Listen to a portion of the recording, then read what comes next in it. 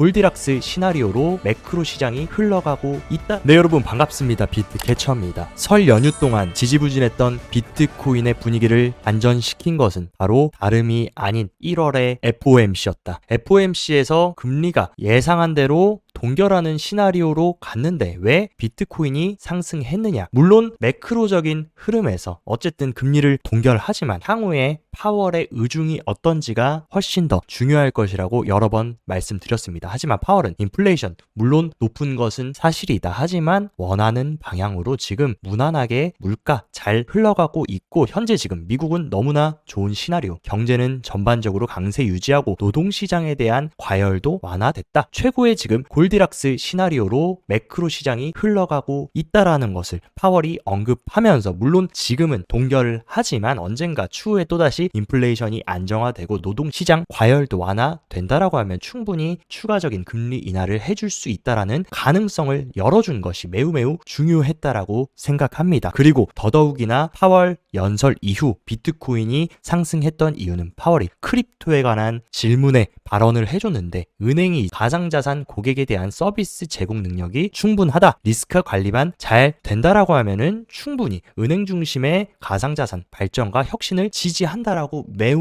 암호화폐 시장에 불리시한 발언을 해줬습니다. 그리고 이런 발언은 또 누구를 염두에 두고 한 발언이냐? 지금 미국의 대통령인 트럼프가 그 누구보다도 암호화폐의 친화적인 대통령이기 때문에 그의 지금 눈치를 보면서 이런 식으로 파월까지 친화적인 발언을 해주고 있는 것이 아닌가라는 합리적인 의심을 해봅니다. 그에 따라서 FOMC 이후에 S&P 500은 큰 상승 없이 약보합하는 움직임을 보였지만 반대로 비트코인은 무려 3%나 급등하면서 확실히 지금 어쨌든 미증시와 암호화폐가 커플링 되어서 가는 것은 맞지만 비트코인이 훨씬 더 강력하다라는 것을 또 한 번 증명해냈다고 개인적으로 생각이 듭니다. 그리고 전 세계 경제에 또 중요한 역할을 하는 유럽 중앙은행은 예금 금리를 0.25% 인하하면서 무려 지금 ECB는 몇 번 연속으로 금리를 내린 겁니까? 4차례 연속으로 금리를 인하하고 있다. 미국도 금리를 내리는 국면에 있지만 미국 외에 유럽 그리고 캐나다 등등 많은 국가들 또한 금리를 올리는 국면이 아닌 내리는 국면, 유동성을 확장하고 있는 국면으로 들어왔다라는 이 큰 흐름을 보는 것이 중요합니다. 그럼에도 불구하고 약간의 암호화폐 시장과 미증시에 브레이크를 걸었던 건 중국의 AI인 딥시크가 어마어마한 지금 성적을 보여주면서 기존의 AI 시장을 이끌었던 미국의 빅테크들에 대한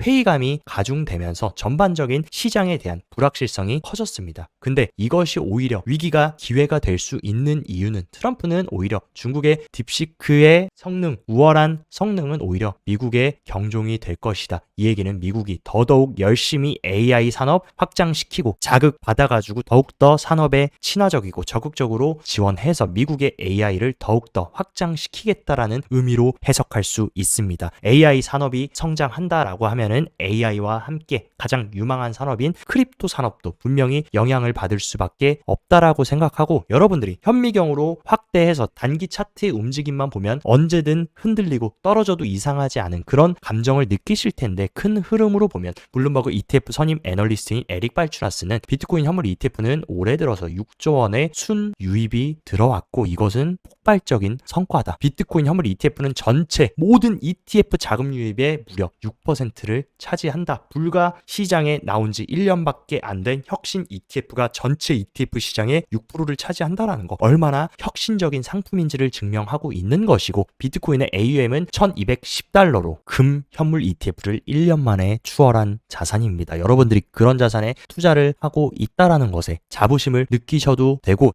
비트코인의 가장 큰 수요단인 비트코인 현물 ETF의 유입 같은 경우에도 연휴 동안 하루를 제외하고는 계속해서 유입이 들어왔고 어제 FOMC 이후에는 무려 5억 달러의 어마어마한 유입이 들어오면서 다시금 기관들의 ETF 수급이 발생되고 있습니다. 그리고 더더욱이나 암호화폐 시장이 더욱더 확장되고 성장하고 친화적인 규제안이 생길 수밖에 없는 이유 미국 자본시장에 어떻게 보면 가장 중요한 역할을 하는 미국 재무부 장관으로 친 암호화폐 인사인 스콧 베센트가 상원을 통과해가지고 확정이 된 상황입니다. 암호화폐의 친화적인 미국 재무부 장관은 스콧 베센트가 이번 최초라는 거 그리고 그 옆에는 미국을 이끄는 친암호화폐 대통령이 되겠다는 트럼프까지 함께 지금 암호화폐 시장을 확장시킬 계획을 계속해서 가져갈 것으로 보입니다. 그리고 이미 SEC는 완전히 암호화폐에 친화적인 스탠스로 180도 변했습니다. 게리 겐슬러가 나가자마자 미국 SEC는 비트코인과 이더리움을 결합한 비트와이즈 ETF를 초기 승인했으며 추가적으로 지금 나스닥 같은 경우는 블랙록에 현물 비트코인 ETF에 대한 현물 상환 신청을 넣었습니다. 과거 SEC로 인해서 비트코인 현물 ETF가 승인됐을 때 현금 환매만 허용하겠다라고 했는데 SEC 게리 겐슬러가 바뀌자마자 나스닥은 바로 현물 상환 비트코인 현물 ETF를 신청했다. 현물 상환이 된다라고 하면 더 많은 기관들이 비트코인 현물 ETF에 접근할 수 있는 창구가 생기고 이런 블랙록 피델리티를 비롯한 많은 비트코인 현물 ETF를 다루는 기관들 차원에서도 수수료와 여러 가지 불편사항을 해소할 수 있기 때문에 매우 중요한 소식이 이번에 들렸다라고 생각이 됩니다. 그리고 SEC는 이번에 또 비트코인 이더리움에 이어서 라이트코인 현물 ETF 19B4 신고서를 정식 승인하면서 이러한 일련의 움직임만 보더라도 SEC가 얼마나 친화적인 암호화폐의 친화적인 움직임을 가져가는지 우리는 알 수 있다. 그리고 미국 SEC의 중요한 단서를 찾았는데 유명 암호화폐 애널리스트인 제이콥 킴이 미국 SEC 홈페이지에서 리플 민사소송 관련된 기록이 삭제됐다. 지금 아직 리플과 SEC의 소송은 최종적인 결론이 나온 상태가 아닙니다. 근데 이런 민사소송에 관련 기록이 삭제됐다라는 거, 향후에 SEC와 리플의 소송도 기각이 되면서 암호화폐 친화적인 움직임으로 갈 수 있다라는 것을 시사하고 마치 이것을 알고 있었다라는 듯이 암호화폐 시장 최대 플레이어인 그레이스케일은 뉴욕 증권거래소에 리플 현물 ETF까지 신청한 흐름입니다. 이런 식으로 얼마나 SEC가 친화적으로 가고 있는지를 우리가 지속적으로 눈치챌 수 있는 부분이고, 크라켄 같은 경우도 미국 고객을 위한 암호화폐 스테이킹 서비스를 다시 제공하겠다. 과거 SEC로 인해서 2023년 초에 스테이킹 상품을 중단해야 했던 크라켄이 무려 39개의 주용터에 있는 미국 고객을 대상으로 한 스테이킹 서비스 출시했다라는 거, 더 많은 리테일들과 매스 어덥션이 이루어질 수 있는, 대중 채택이 이루어질 수 있는 이런 스테이킹까지 합법적으로 정부의 규제 하에 부활하고 있는 매우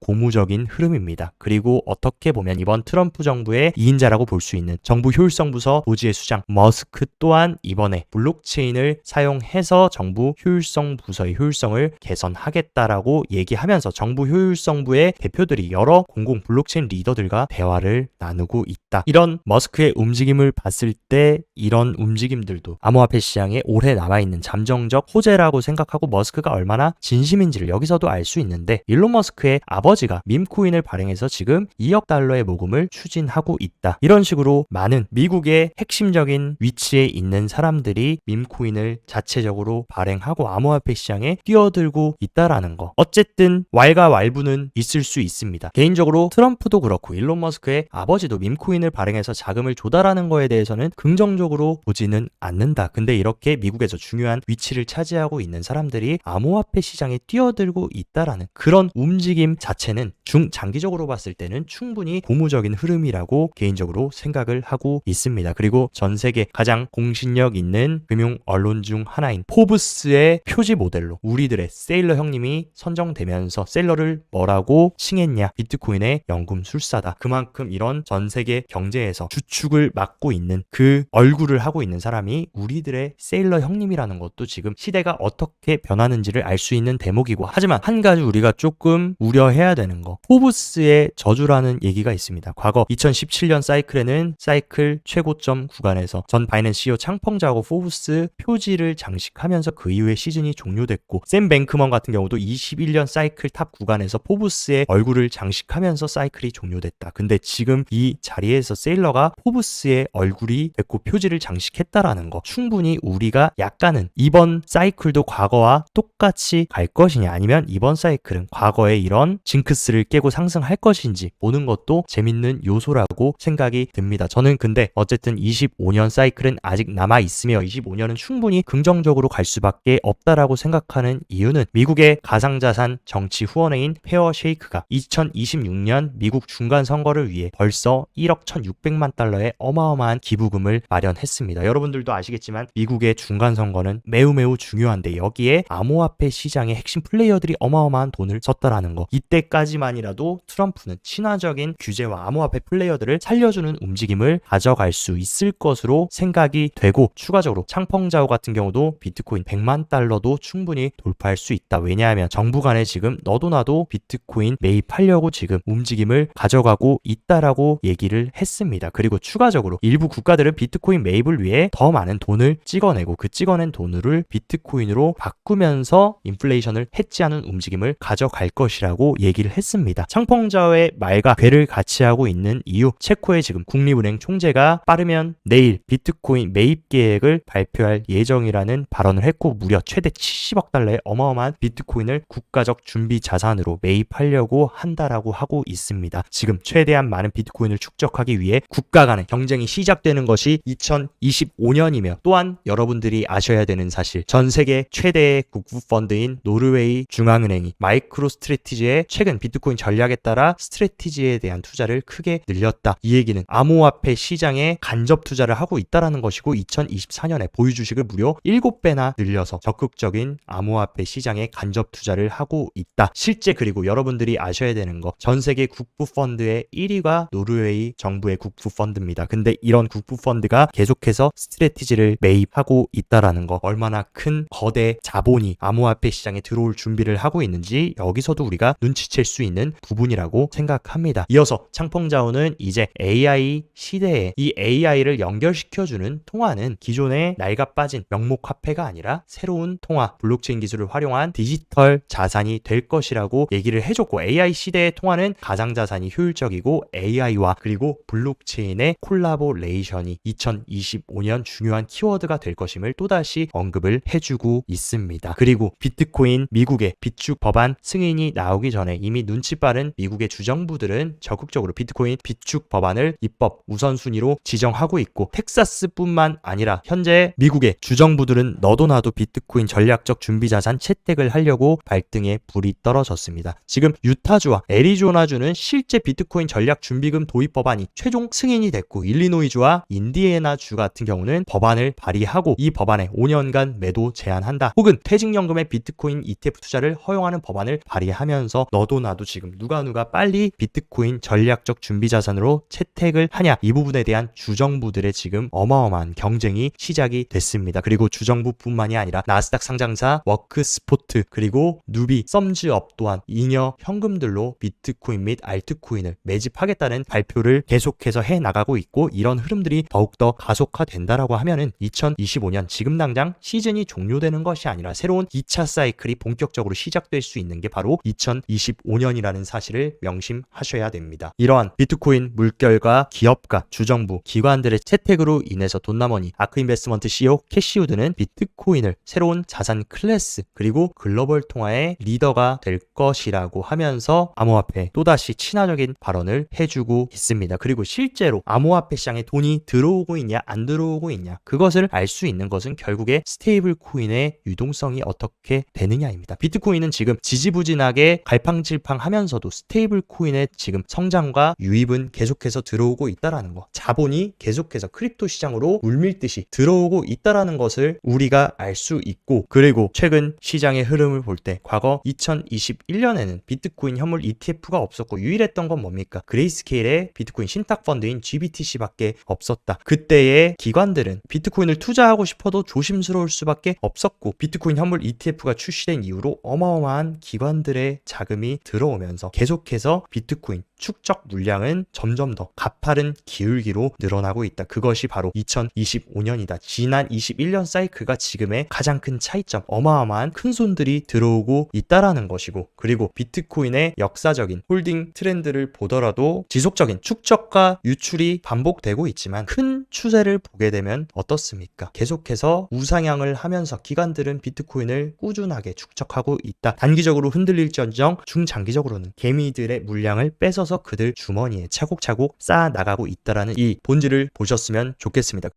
단기 트레이딩 하시는 분들 계시기 때문에 단기적인 차트 흐름 한번 체크를 해보자면 일단 비트코인이 중요하게 지지를 받았던 구간이 어디였습니까? 지속적으로 저항을 받았던 이 하락 트렌드 라인을 돌파했던 이 트렌드 라인을 저항을 다시 지지로 만들면서 상승을 했고 중요한 지지이자 저항인 노란색 20일 이동평균선을 지켜주면서 다시금 104K까지 올라온 모습입니다. 그러면서 새롭게 또다시 두 번의 지지를 만든 단기 상승 추세를 만들어준 상황이고 물론 추가적인 조정이 있다라고 해도 20일 이동평균선의 지지와 이 단기 상승 트렌드 라인을 훼손하지만 않는다라고 하면 저는 충분히 눌림이 있더라도 다시금 108K를 시도해줄 수 있을 것으로 보고 있고 실제 단기적인 흐름을 볼 때 굉장히 정확도가 높은 청산맵 같은 경우도 지금 롱 물량보다 숏 물량이 굉장히 많이 쌓여있는 상황입니다. 선물 세력들 입장에서도 지금 단기적으로 쌓여있는 이 102K와 103K의 롱 물량을 살짝 휩소를 주면서 롱을 정리해주고 다시금 더 많이 쌓일 숏 물량을 정리하면서 가격을 운전해주는 것이 선물 세력들 입장에서도 훨씬 더 좋은 현명한 선택이라고 생각되고 106K의 어마어마한 물량이 쌓여있는 만큼 이 물량을 다 밀어버리면서 숏 스퀴즈로 가격을 올려주는 그림도 충분히 이번 주 다음 주에 가능한 무빙이라고 저는 개인적으로 생각이 듭니다. 그리고 비트코인 사이클을 볼 때 사이클 변화 감지 온체인 데이터인 사이클 체인지 디텍션 같은 경우도 보통 사이클 최고점 그리고 최저점에 이런 식으로 파란색과 빨간색이 교차하면서 변곡점을 알려주는 그런 온체인 데이터입니다. 근데 지금 자리는 뭡니까? 지난 크립토 윈터 2022년 23년을 지나 바닥을 찍고 나서 변곡 시그널이 떴고 아직은 사이클 탑이라고 보기는 어려운 이유 이런 식으로 최고점의 변곡 시그널이 이번 사이클에는 아직 한 번도 발생이 되지 않았습니다. 충분히 아직 사이클이 조금 더 남아 있다라는 것을 시사하고 있고 그리고 비트코인 사이클 저점과 고점을 굉장히 정확하게 신뢰도 있게 보여주는 비트코인 퀀타일 모델 같은 경우도 언제나 비트코인이 세상에 생겨난 이후 사이클은 똑같이 흘러갔습니다. 이 퀀타일 빨간색 구간을 찍고 비트코인 사이클이 종료되면서 시즌이 종료됐습니다. 근데 우리의 자리는 어떻습니까? 지금 빨간색 구간도 아닌 회색 구간도 아닌 중립의 구간, 중립에서 조금 올라온 구간에 와 있다. 그렇기 때문에 충분히 이 빨간색까지 과거의 패턴과 마찬가지로 아직 2차 랠리가 남아 있다라는 것을 시사합니다. 그리고 가장 정확한 반감기를 기점으로 한 사이클의 흐름 어떻습니까? 반감기를 기점으로 언제나 비트코인은 1년에서 1년 반 정도 굉장히 큰 사이클을 보여줘 왔다. 우리는 지금 어디에 위치하고 있습니까? 반감기가 시작되고 반감기 사이클 딱 절반 왔다. 이 절반 왔는데 벌써부터 여러분들이 하차해버리시면 이 절반을 놓칠 수가 있고 이 나머지 2차 사이클 불장이 과거에도 어마어마한 가장 큰 포물선 상승을 보여줬던 만큼 여기까지 왔지만 아직 우리의 갈 길은 더 남았고 배에 힘 딱 주고 정진해 나가야 된다라는 사실 절대 잊지 마시기 바랍니다. 오늘 영상도 시청 진심으로 감사드리고 영상 도움되셨다 하시면 좋아요 구독 눌러주시고 더 자세한 투자 전략 궁금하다 하시면 영상 하단 고정 댓글에 제가 운영하는 크립토 시황 정보방 활짝 열어놨으니까 이쪽에서도 시황 잘 체킹하시면서 성공적인 크립토 투자 계속 이행해 나가시기 바랍니다. 오늘도 시청 진심으로 감사드리고 여기까지 비트캐쳐였습니다.